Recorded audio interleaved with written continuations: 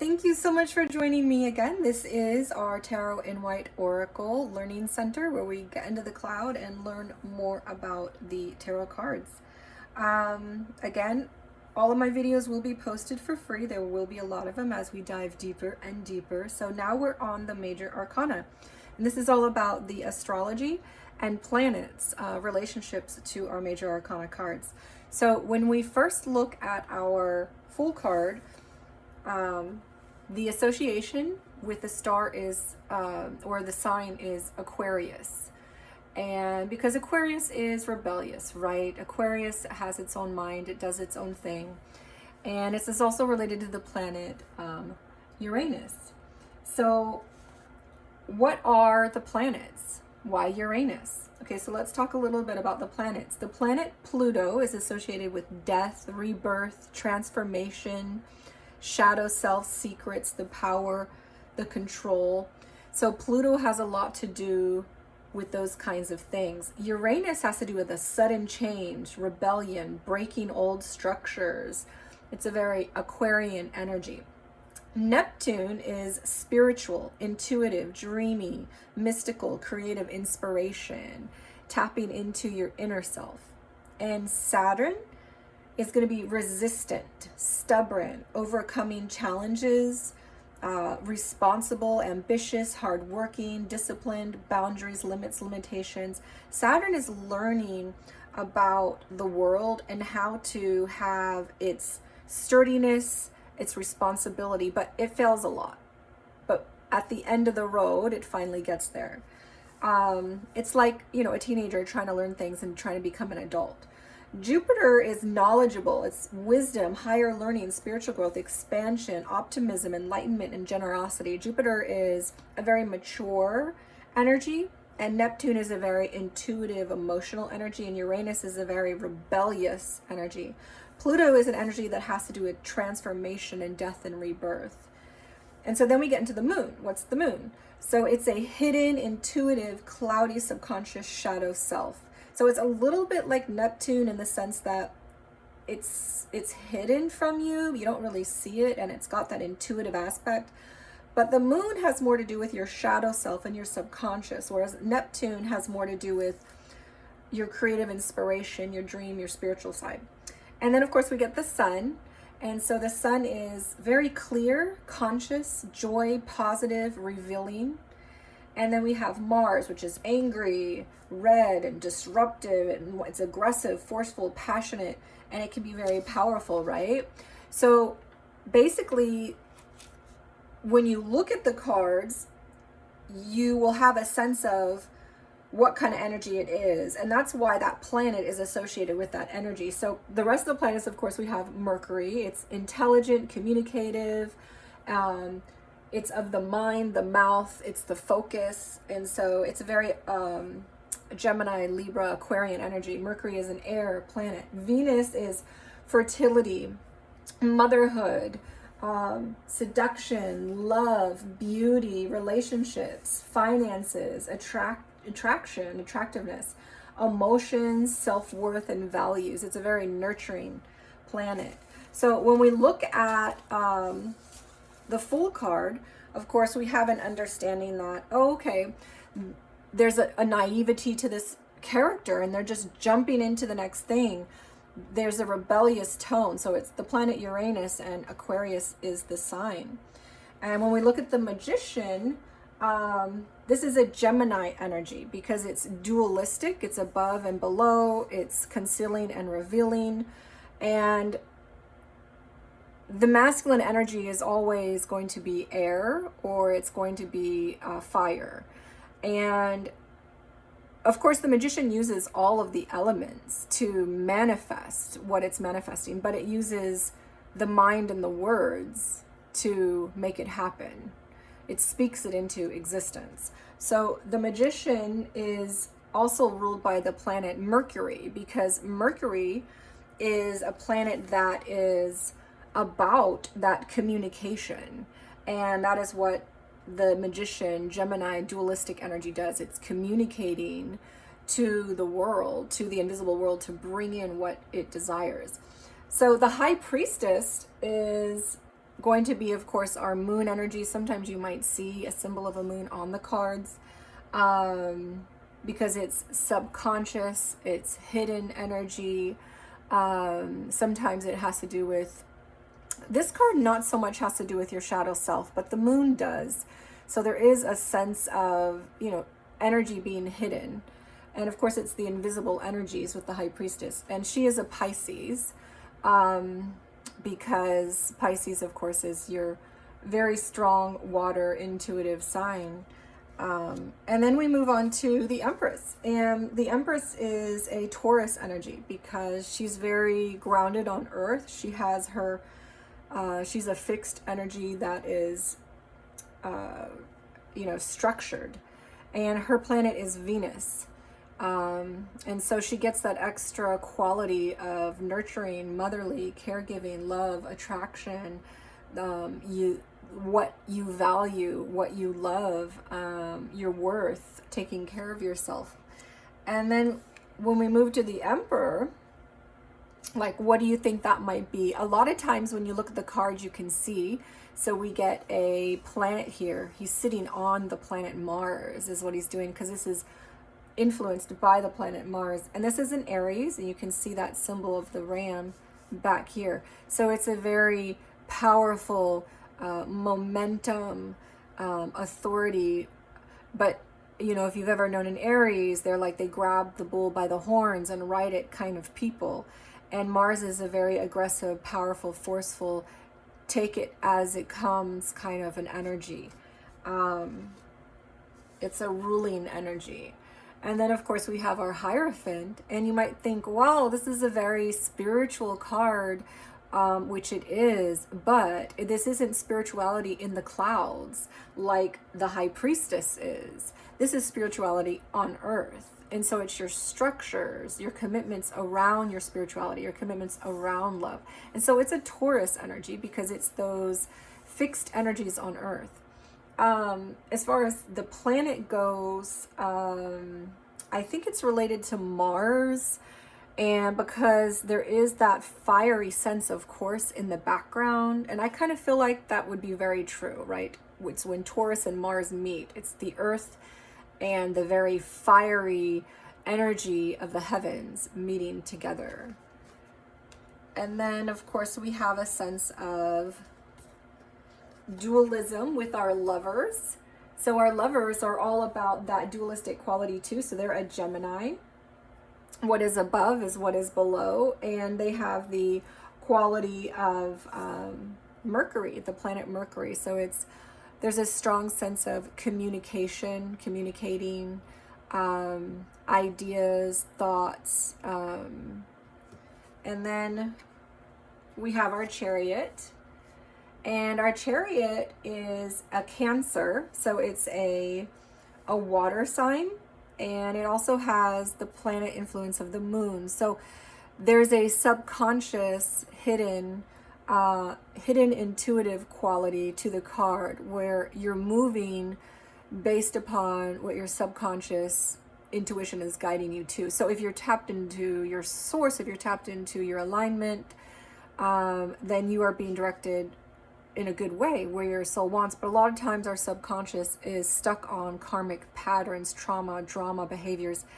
And so when this occurs, of course, it's not going to lead you in the right direction. So there's that sense of the moon where your subconscious mind is really connected to this energy. The directions that you take in life are being guided a lot of times by your subconscious mind.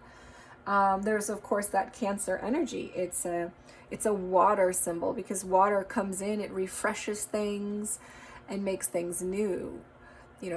Water was our origins. If you want to look at science or religion, water is it refreshes us, it fills us. The earth and our bodies are made up of so much water. It's our origins, it's where we come from, it's where we go to bathe, to relax, So it has a strong sense of that water quality because when you move forward from something else, you're changing what once was, right? Changes will occur, so what once was is no longer because you're adding or completely changing something in your life. And that's what water does. It transforms things. So when we look at our next card, you might also notice that there are numbers on the bottom of all these cards. And so the number value also plays a part, you know, once you learn a little bit more of the numerology, like we did in the Minor Arcana. The numerical value will also give you a sense, which we can go over in a different video. So the Strength card, of course, is Leo, and you can see that in the card. There we have the lion, and it has to do with the sun as well. So the sun's energy, and that's because the sun is very clear, right? It's clarity. And so the character, or you, are having clarity around yourself, around your authenticity, around the things you want, around your strength. And you're then joyful and more positive, because when you are able to tap into your authentic self, that brings you joy. So this card is very much about Leo and Sun. So our Hermit is on Earth. And so this is a Virgo energy. And it's also Mercury, because you're in your mind a lot, communicating to yourself, maybe communicating to Source. And then we get our wheel. And our wheel is interesting because it's a fixed sign. And you might wonder, why is it fixed? Because the wheel is spinning. Wouldn't it be a sign, or, you know, that spins? Wouldn't it be immutable? But the reason it's fixed is because we have karmic cycles all the time in our life, past life, future life, this life. Our karmic cycles never end. It is a fixed energy because we're constantly learning and evolving. And so that's why it's fixed. It does represent all the fixed signs. So if you go through, let's see, it's going to be Taurus for earth, Aquarius for air, Scorpio for water, and Leo for fire. And it's Jupiter, right? Because Jupiter is all about that knowledge. You're gaining knowledge, you're gaining the wisdom, you're becoming smarter. Knowledge is Jupiter. So anything that has to do with being more wise, being educator, teacher, these kinds of things, that's the planet Jupiter. So the scales of justice have finally occurred, and this is going to be our Libra energy. And Libra is all about balancing things, right? So it's an air energy, but it's also Venus, the planet Venus. So it's nurturing, it's caring, it's because when you're finding justice in things, now you have a sense of care. This person cares because there's fairness here. And so Venus is associated with Libra. So this means that Libra is in Venus in this card. And then we have our Hangman.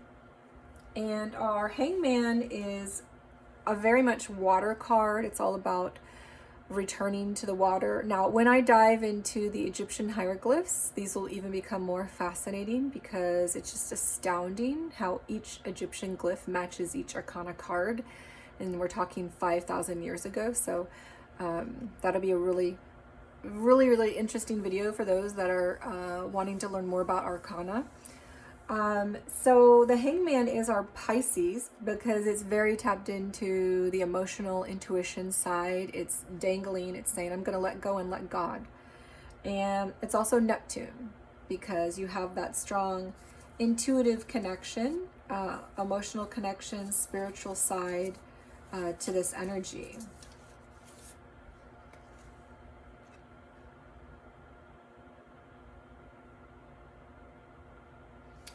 Then we have our Rebirth card. So our Rebirth card has to do with Scorpio. And Scorpio, the reason it's Scorpio is because of that transformative quality that water brings. And so whenever you have a period of time where you're transforming from one thing to another, you'll see water energy. So with the Hangman, of course, you're letting go of everything you've been trying to hold on to, and you're ending the period of resisting, and now you're going into acceptance. And so that transforms you internally and externally. And so we have the Pisces water. And with the Chariot, of course, you are now moving in a different direction, or you're moving forward where you once were stationary for a while. And so you're now transforming your life. And so we have that water Scorpio energy. And it's the same with the death and rebirth. This is a transformation. And so when we go through a transformation, we are, of course, going to be in water energy. And so we are at Scorpio. Yeah, so this was Cancer. Sorry, this was Cancer energy. So we have Cancer, and we have Pisces, and we have Scorpio. Now the planet, do you remember the planets? So the planet is going to be Pluto, because Pluto is what? All about that transformation, death and rebirth. And this is the death and rebirth transformative card. Okay, so then we dive into Temperance. And it's a beautiful Sagittarius energy, the most spiritual fire sign.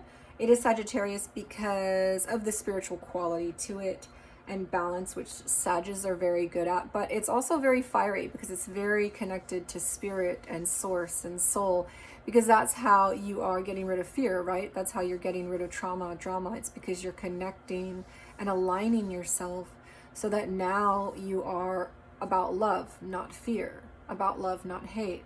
You're now balancing your ego mind with your emotions, and you're balancing nature with your spiritual side. You're not denying it anymore. And so you're coming out of that and finding that internal alignment.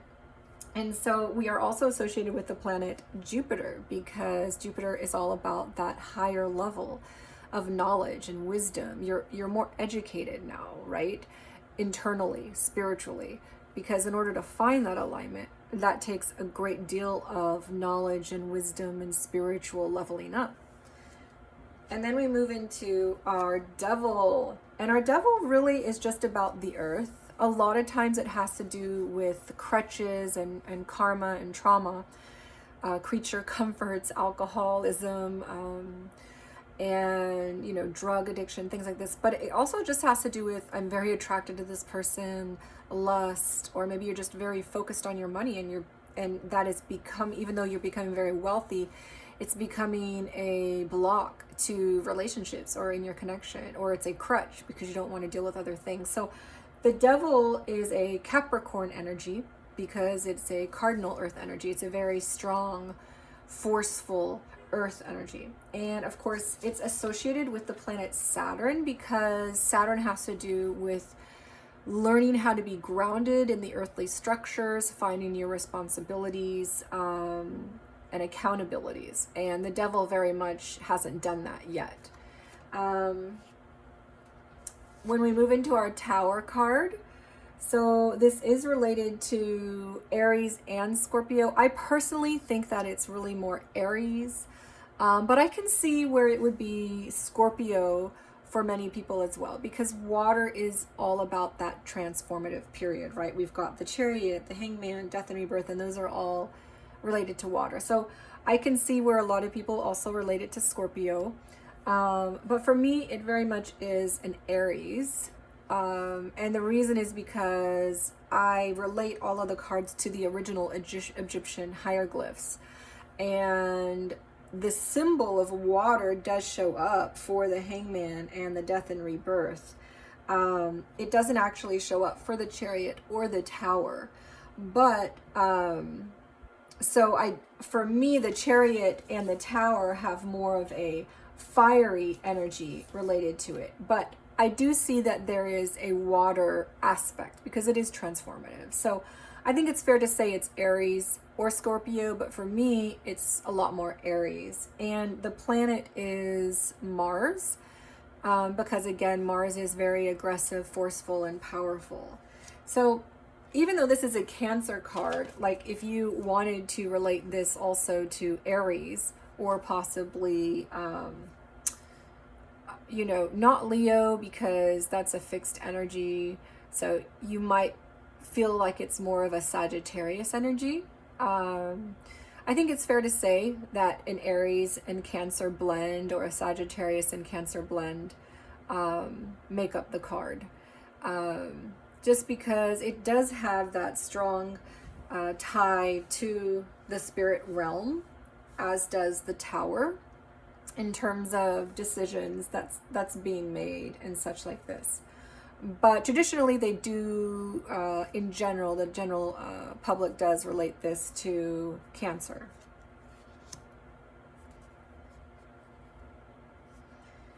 And then we dive into our star card. And if you remember from our previous lesson, it has to do with, right timing. And so of course you are being directed by Source itself. So it also has a strong spiritual aspect, but it is an Aquarius energy and it's ruled by the planet Uranus, just like our Fool card as well. And that's because you have been rebellious, and that is why fate has to guide you, because you're not really guiding yourself, right? Fate is guiding you because you're rebelling against what's meant for you. So fate is coming in and it's giving you the right timing, the right path, the right person. This is very much having to do with destiny and fate. But the Aquarius is the rebel of the zodiac, and so a lot of times it kind of defies those things. Then we dive into the moon, and our moon card is all about Neptune and Pisces, because Neptune is that emotional, intuitive, tapping into the spiritual, mystical quality. But it's also Pisces, because Pisces is a water sign that's also emotional and intuitive and tapping into that quality. And it's those hidden qualities. So what do you think about the sun? What do we think the sun is related to? So the sun actually has no planet. It's just related to our actual sun. And it's also connected to Leo, which is our fixed fiery energy. So it's Leo and the sun. Now, you might wonder though, why is it not cardinal, right? It's not mutable because it's not changing, but why not cardinal? And I think it's because cardinal signs really have a strong sense of momentum. And the sun is really just a gentle, I'm there all the time for you, I'm right there, just tap into it kind of energy. And so that's why it's fixed. And then almost lastly, we finally get to Judgment. And Judgment is another transformative energy. And again, when you have transformative energies, you usually have water related to it and sometimes fire. So this is typically related to Scorpio, but I personally can also relate it to Sagittarius energy. So for me, this is a Scorpio Sag energy. And even though traditionally Sag is not related to it, but some people do relate the fire energy. I view this as water and fire, because you're being burned up and you're being reborn. That is what is occurring. And when you look at the original ancient Egyptian glyphs, you'll dive into that more and see that more clearly. So for me, this very much is Scorpio Sag. But, take it as it resonates for you as a learner. And this is related to the planet Pluto, because you're going through death and rebirth and significant transformation.